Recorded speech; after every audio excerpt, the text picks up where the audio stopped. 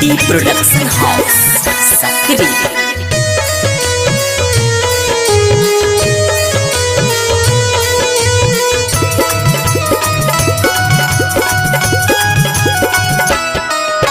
भूतही गाछी में हे गए भूतही गाछी में, भूतही गाछी में हे गए भूतही गाछी में गे छौरी चलने आम बिछैले। भूतही गाछी में गे छौरी चलने आम बिछैले। भूतही गाछी में भूतही गाछी में गे गे गे भूतही गाछी में, भूतही गाछी में हे गए भूतही गाछी में गे छौरी चलने आम बिछैले। भूतही गाछी में गे छौरी चलने आम बिछैले। भूतही गाछी में करे पलान गे छौरी करे पलान गे, करे पलान गे छौरी करे पलान गे, गे छौरी चलने आम बिछैले। भूतही गाछी में गे छौरी चलने आम बिछैले। भूतही गाछी में हेगे रहै छै पथार लागल पाकल पाकल आम के, चल नहीं तो बिछ लेतौ कियो दोसर छोरा गम के।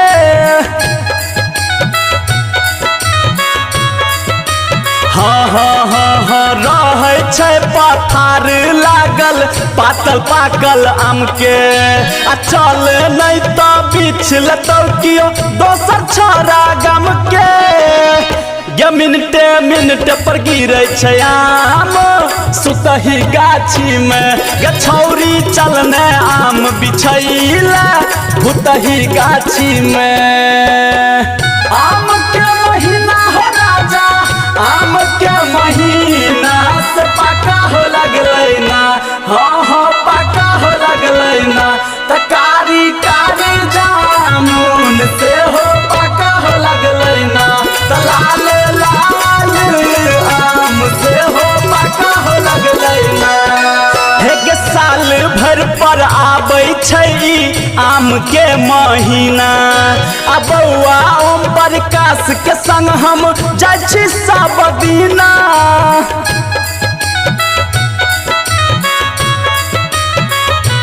हाँ हाँ साल भर पर आबै छै ई आम के महीना, आ धर्मवीर धुरंधर संग हम जाइ छी सब दिना।